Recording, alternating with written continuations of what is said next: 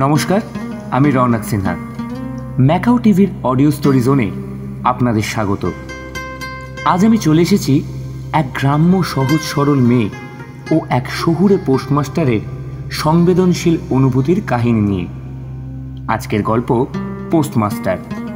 গল্পের লেখক বিশ্ববরেণ্য রবীন্দ্রনাথ ঠাকুর। গল্প পাঠে রওনক সিনহা।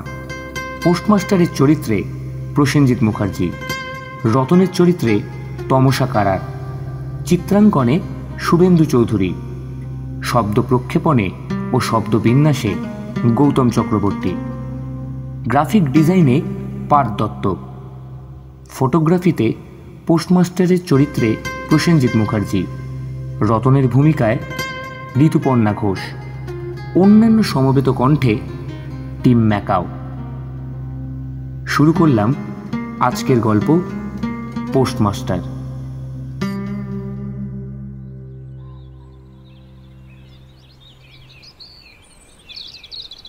প্রথম কাজ আরম্ভ করিয়াই উলাপুর গ্রামে পোস্টমাস্টারকে আসিতে হয়। গ্রামটি অতি সামান্য, নিকটে একটি নীলকুঠি আছে। তাই কুটির সাহেব অনেক জোগাড় করিয়া এই নতুন পোস্ট অফিস স্থাপন করিয়াছে। আমাদের পোস্টমাস্টার কলিকাতার ছেলে।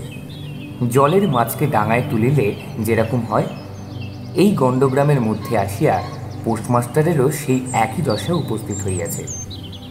একখানি অন্ধকার আটচালার মধ্যে তাহার আপিস, অদূরে একটি পানা পুকুর এবং তাহার চারিপারে জঙ্গল। কুটির গোমস্তা প্রভৃতি যে সকল কর্মচারী আছে তাহাদের ফুরসত প্রায় নাই, এবং তাহারা ভদ্রলোকের সহিত মিশিবারও উপযুক্ত নহে। বিশেষত কলিকাতার ছেলে ভালো করিয়া মিশিতে জানে না। অপরিচিত স্থানে গেলে হয় উদ্ধত নয় অপ্রতিভ হইয়া থাকে। এই কারণে স্থানীয় লোকের সহিত তাহার মেলামেশাও হইয়া ওঠে না। অথচ হাতে কাজ অধিক নাই। কখনো কখনো দুটো একটা কবিতা লিখিতে চেষ্টা করেন। তাহাতে এমন ভাব ব্যক্ত করিয়াছেন যে সমস্ত দিন তরুপল্লবের কম্পন এবং আকাশের মেঘ দেখিয়া জীবন বড় সুখে কাটিয়া যায়। কিন্তু অন্তর্যামী জানেন, যদি আরব্য উপন্যাসের কোনো দৈত্য আসিয়া এক রাতের মধ্যে এই শাখা পল্লব সমেত সমস্ত গাছগুলা কাটিয়া পাকা রাস্তা বানাইয়া দেয় এবং সারি সারি অট্টালিকা আকাশের মেঘকে দৃষ্টিপথ হইতে রুদ্ধ করিয়া রাখে, তাহা হইলে এই আদমরা ভদ্র সন্তানটি পুনশ্চ নবজীবন লাভ করিতে পারে। পোস্টমাস্টারের বেতন অতি সামান্য, নিজে রাঁধিয়া খাইতে হয়, এবং গ্রামের একটি পিতৃমাতৃহীন অনাথা বালিকা তাহার কাজকর্ম করিয়া দেয়। চারিটি চারিটি খাইতে পায়। মেয়েটির নাম রতন, বয়স 12-13। বিবাহের বিশেষ সম্ভাবনা দেখা যায় না। সন্ধ্যার সময় যখন গ্রামের গোয়ালঘর হইতে ধূম কুণ্ডলায়িত হইয়া উঠিত, ঝোপে ঝোপে ঝিল্লি ডাকিত, দূরে গ্রামের নেশাখোর বাউলের দল খোল করতাল বাজাইয়া উচ্চৈস্বরে গান জুড়িয়া দিত, যখন অন্ধকার দাওয়ায় একলা বসিয়া গাছের কম্পন দেখিলে কবি হৃদয়েও ঈষৎ হৃৎকম্প উপস্থিত হইত, তখন ঘরের কোণে একটি ক্ষীণ শিখা প্রদীপ জ্বালিয়া পোস্টমাস্টার ডাকিতেন, রতন। রতন দাঁড়ে বসিয়া এই ডাকের জন্য অপেক্ষা করিয়া থাকিত, কিন্তু এক ডাকেই ঘরে আসিত না। বলিত, কি গা বাবু, কেন ডাকছ? কিরে, কি করছিস? এখনই চুলো ধরাতে যেতে হবে হেসেলে। তোর হেসেলের কাজ পরে হবে, এখন একবার তামাকটা সেজে দে তো। অনতি বিলম্বে দুটি গাল ফুলাইয়া কলিকায় ফুঁ দিতে দিতে রতনের প্রবেশ। হাত হইতে কলিকাটা লইয়া পোস্টমাস্টার ফস করিয়া জিজ্ঞাসা করেন, আচ্ছা রতন, তোর মাকে মনে পড়ে? সে অনেক কথা, কতক মনে পড়ে, কতক মনে পড়ে না। মায়ের চেয়ে বাপ আমাকে বেশি ভালোবাসত। বাপকে অল্প অল্প মনে পড়ে। কাজকর্ম করে বাপ সন্ধ্যাবেলায় ঘরে ফিরে আসতো, তার মধ্যেই দুটো একটা সন্ধ্যা পরিষ্কার ছবির মতো মনে পড়ে। এই কথা হইতে হইতে ক্রমে রতন পোস্টমাস্টারের পায়ের কাছে মাটির ওপর বসিয়া পড়িত। মনে পড়িত তাহার একটি ছোট ভাই ছিল। বহু পূর্বেকার বর্ষার দিনে একদিন একটা ডোবার ধারে দুইজনে মিলিয়া গাছের ভাঙা ডালকে ছিপ করিয়া মিছামিছি মাছ ধরা খেলা খেলছিল। অনেক গুরুতর ঘটনার চেয়ে সেই কথাটাই তাহার মনে বেশি উদয় হইত। এইরূপ কথা প্রসঙ্গে মাঝে মাঝে বেশি রাত হইয়া যাইত। তখন আলস্যক্রমে পোস্টমাস্টারের আর রাঁধিতে ইচ্ছা করিত না। সকালের বাসি ব্যঞ্জন থাকিত এবং রতন তাড়াতাড়ি উনুন ধরাইয়া কয়েকখান রুটি সেঁকিয়া আনিত। তাহাতেই উভয়ের রাত্রের আহার চলিয়া যাইত। এক একদিন সন্ধ্যাবেলায় সেই বৃহৎ আটচালার কোণে আপিসের কাঠের চৌকির ওপর বসিয়া পোস্টমাস্টারও নিজের ঘরের কথা পাড়িতেন, ছোট ভাই, মা এবং দিদির কথা। প্রবাসে একলা ঘরে বসিয়া যাহাদের জন্য হৃদয় ব্যথিত হইয়া উঠিত তাহাদের কথা, যে সকল কথা সর্বদাই মনে উদয় হয়, অথচ নীলকুঠির গোমস্তাদের কাছে যাহা কোনো মতেই উত্থাপন করা যায় না, সেই কথা একটি অশিক্ষিতা ক্ষুদ্র বালিকাকে বলিয়া যাইতেন। কিছুমাত্র অসঙ্গত মনে হইত না। অবশেষে এমন হইল, বালিকা কথোপকথন কালে তাহার ঘরের লোকদিগকে মা, দিদি, দাদা বলিয়া চিরপরিচিতের ন্যায় উল্লেখ করিত। এমনকি তাহার ক্ষুদ্র হৃদয় পটে বালিকা তাহাদের কাল্পনিক মূর্তিও চিত্রিত করিয়া লইয়াছিল। একদিন বর্ষাকালে মেঘমুক্ত দ্বীপ্রহরে ঈষৎ তপ্ত সুকোমল বাতাস দিতেছিল। রৌদ্রে ভিজা ঘাস এবং গাছপালা হইতে এক প্রকার গন্ধ উত্থিত হইতেছিল। মনে হইতেছিল যেন ক্লান্ত ধরনের উষ্ণ নিঃশ্বাস গায়ের উপরে আসিয়া লাগিতেছে, এবং কোথাকার এক নাছোড়বান্দা পাখি তাহার একটা এক টানা সুরের নালিশ সমস্ত দুপুরবেলা প্রকৃতির দরবারে অত্যন্ত করুণ স্বরে বারবার আবৃত্তি করিতেছিল। পোস্টমাস্টারের হাতে কাজ ছিল না। সেদিনকার বৃষ্টিধৌত মসৃণ চিক্কণ তরুপল্লবের হিল্লোল এবং পরাভূত বর্ষার ভগ্নাবশিষ্ট রৌদ্রশুভ্র স্তূপাকার মেঘস্তর বাস্তবিকই দেখিবার বিষয় ছিল। পোস্টমাস্টার তাহা দেখিতেছিলেন এবং ভাবিতেছিলেন, এই সময় কাছে একটি কেহ নিতান্ত আপনার লোক থাকিত, হৃদয়ের সহিত একান্ত সংলগ্ন একটি স্নেহপুত্তলী মানব মূর্তি। ক্রমে মনে হইতে লাগিল সেই পাখি ওই কথাই বারবার বলিতেছে, এবং এই জনহীন তরুচ্ছায়া নিমগ্ন মধ্যাহ্নের পল্লব মর্মরের অর্থ অনেকটা ঐরূপ। কেহ বিশ্বাস করে না এবং জানিতেও পায় না, কিন্তু ছোট পল্লীর সামান্য বেতনের সাব পোস্টমাস্টারের মনে গভীর নিস্তব্ধ মধ্যাহ্নে দীর্ঘ ছুটির দিনে এইরূপ একটা ভাবের উদয় হইয়া থাকে। পোস্টমাস্টার একটা দীর্ঘ নিঃশ্বাস ফেলিয়া ডাকিলেন, রতন। রতন তখন পেয়ারা তলায় পা ছড়াইয়া দিয়া কাঁচা পেয়ারা খাইতেছিল। প্রভুর কণ্ঠস্বর শুনিয়া অবিলম্বে ছুটিয়া আসিল। হাঁপাইতে হাঁপাইতে বলিল, দাদাবাবু ডাকছ? পোস্টমাস্টার বলিলেন, তোকে আমি একটু একটু করে পড়তে শেখাবো। বলিয়া সমস্ত দুপুরবেলা তাহাকে লইয়া স্বরে আ করিলেন এবং এইরূপে অল্পদিনেই যুক্ত অক্ষর উত্তীর্ণ হইলেন। শ্রাবণ মাসে বর্ষণের আর অন্ত নাই। খাল, বিল, নালা জলে ভরিয়া উঠিল। অহর্নিশি ভেকের ডাক এবং বৃষ্টির শব্দ। গ্রামের রাস্তায় চলাচল প্রায় এক প্রকার বন্ধ। নৌকায় করিয়া হাটে যাইতে হয়। একদিন প্রাতঃকাল হইতে খুব বাদলা পড়িয়াছে।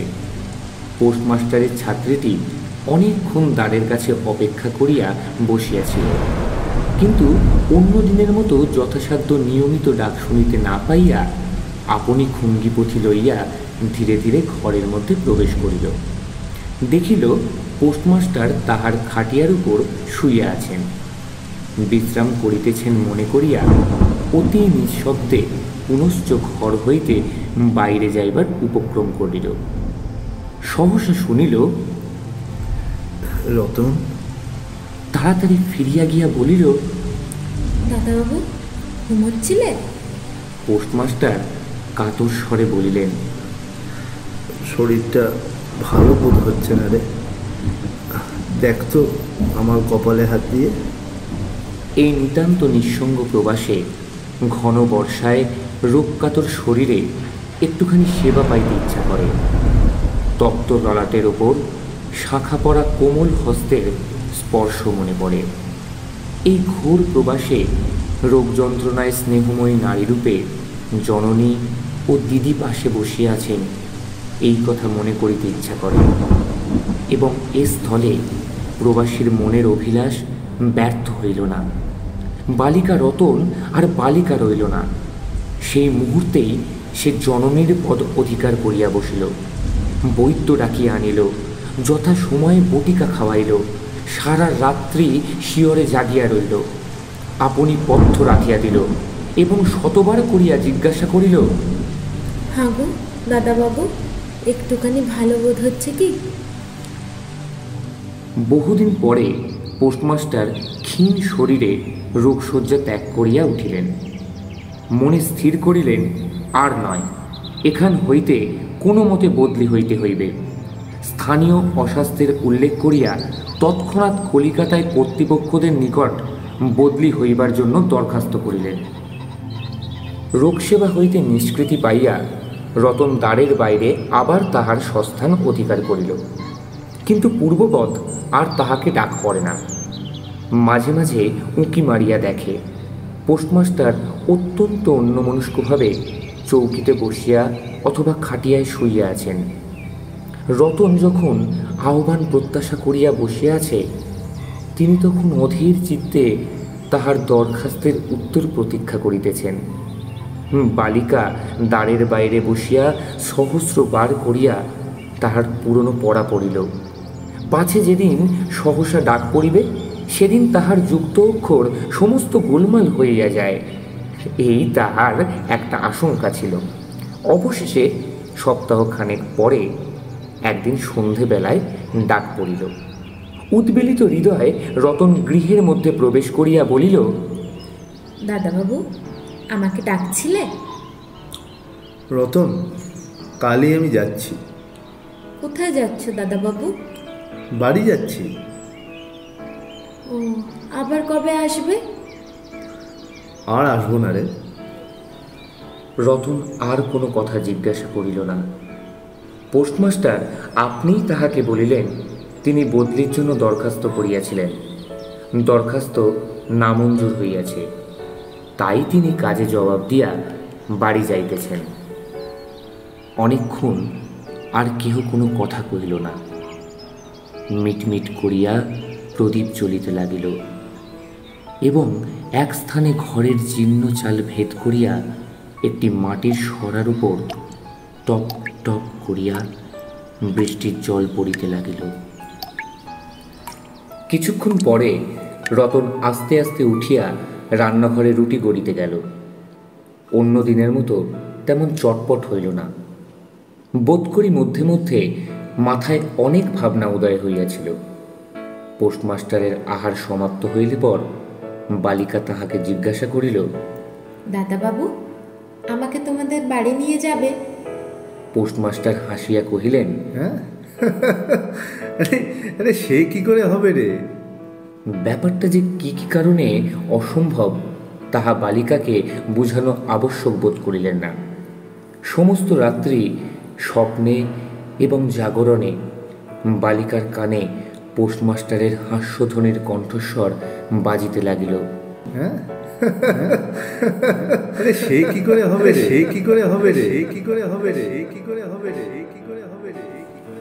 ভোরে উঠিয়া পোস্টমাস্টার দেখিলেন তাহার স্নানের জল ঠিক আছে। কলিকাতার অভ্যেস অনুসারে তিনি তোলা জলে স্নান করিতেন। কখন তিনি যাত্রা করিবেন সে কথা বালিকা কি কারণে জিজ্ঞাসা করিতে পারে নাই। পাছে প্রাতঃকালে আবশ্যক হয়, এই জন্য রতন তত রাত্রে নদী হইতে তাহার স্নানের জল তুলিয়া আনিয়াছিল। স্নান সমাপন হইলে রতনের ডাক পড়িল। রতন নিঃশব্দে গৃহে প্রবেশ করিল এবং আদেশ প্রতীক্ষায় একবার নীরবে প্রভুর মুখের দিকে চাহিল। প্রভু কহিলেন, রতন, আমার জায়গায় যে লোকটি আসবেন তাকে বলে দিয়ে যাব। তিনি তোকে আমারই মতন যত্ন করবেন। আমি যাচ্ছি বলে তোকে কিচ্ছু ভাবতে হবে না। এই কথাগুলি যে অত্যন্ত স্নেহগর্ভ এবং দয়ার্দ্র হৃদয় হইতে উত্থিত সে বিষয়ে কোনো সন্দেহ নাই। কিন্তু নারী হৃদয় কে বুঝবে? রতন অনেক দিন প্রভুর অনেক তিরস্কার নীরবে সহ্য করিয়াছে, কিন্তু এই নরম কথা সহিতে পারিল না। একেবারে উচ্ছ্বসিত হৃদয় কাঁদিয়া উঠিয়া কহিল, না না, তোমার কাউকে কিছু বলতে হবে না, আমি থাকতে চাইনি। পোস্টমাস্টার রতনের এরূপ ব্যবহার কখনো দেখেন নাই, তাই অবাক হইয়া রহিলেন। নতুন পোস্টমাস্টার আসিল। তাহাকে সমস্ত চার্জ বুঝাইয়া দিয়া পুরাতন পোস্টমাস্টার গমনোন্মুখ হইলেন। যাইবার সময় রতনকে ডাকিয়া বলিলেন, রতন, তোকে আমি কখনো কিছু দিতে পারিনি, আর যাওয়ার সময় তোকে কিছু দিয়ে গেলাম। এতে তো দিন কয়েক চলবে। কিছু পথ খরচা বাদে তাহার বেতনের যত টাকা পাইয়াছিলেন পকেট হইতে বাহির করিলেন। তখন রতন ধুলায় পড়িয়া তাহার পা জড়িয়া ধরিয়া কহিল, দাদাবাবু, তোমার দুটি পায়ে পড়ি, তোমার দুটি পায়ে পড়ি, আমাকে কিচ্ছু দিতে হবে না, তোমার দুটি পায়ে পড়ি, আমার জন্য কাউকে কিচ্ছু ভাবতে হবে না, কিচ্ছু না। বলিয়া এক দৌড়ে সেখান হইতে পলাইয়া গেল। ভূতপূর্ব পোস্টমাস্টার নিঃশ্বাস ফেলিয়া হাতে কার্পেটের ব্যাগ ঝুলাইয়া কাঁধে ছাতা লইয়া মুটের মাথায় নীল ও শ্বেত রেখা চিত্রিত টিনের পেট্রা তুলিয়া ধীরে ধীরে নৌকাভিমুখে চলিলেন।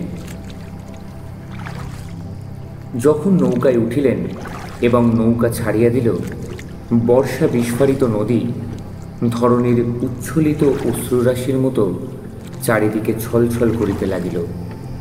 তখন হৃদয়ের মধ্যে অত্যন্ত একটা বেদনা অনুভব করিতে লাগিলেন। একটি সামান্য গ্রাম্য বালিকার করুণ মুখচ্ছবি যেন এক বিশ্বব্যাপী বৃহৎ অব্যক্ত মর্মব্যথা প্রকাশ করিতে লাগিল। একবার নিতান্ত ইচ্ছা হইল ফিরিয়া যাই, জগতের ক্রোড় বিচ্যুত সেই অনাথিনীকে সঙ্গে করিয়া লইয়া আসি। কিন্তু তখন পালে বাতাস পাইয়াছে, বর্ষার স্রোত খরতর বেগে বহিতেছে, গ্রাম অতিক্রম করিয়া নদীকূলের শ্মশান দেখা দিয়াছে এবং নদী প্রবাহে ভাসমান পথিকের উদাস হৃদয়ে এই তত্ত্বের উদয় হইল, জীবনে এমন কত বিচ্ছেদ, কত মৃত্যু আছে, ফিরিয়া ফল কি? পৃথিবীতে কে কাহার? কিন্তু রতনের মনে কোনো তত্ত্বের উদয় হইল না।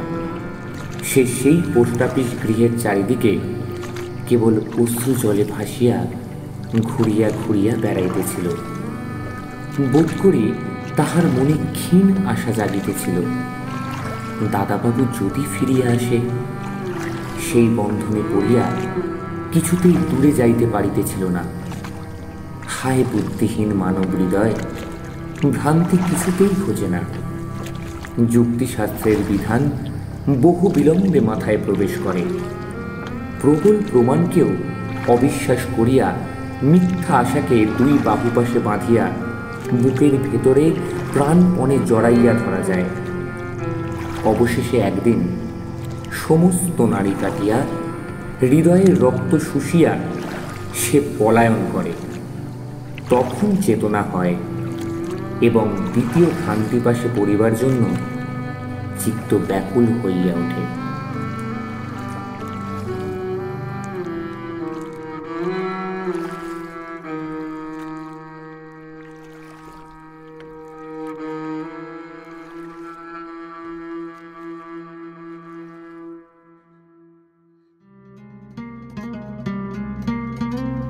শেষ হলো আজকের গল্প পোস্টমাস্টার।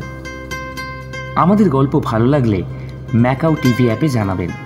কোনো ত্রুটি বিচ্যুতি থাকলে আপনাদের মূল্যবান মতামত শেয়ার করতে অবশ্যই ভুলবেন না। এর সাথে আপনারা যদি গল্প পাঠে বা কন্টেন্ট শেয়ার করতে ইচ্ছুক হন তাহলেও আমাদের সাথে যোগাযোগ করতে পারেন। বিদায় নিলাম আজকের মতো। তাহলে ভালো থাকবেন ও ভালো রাখবেন।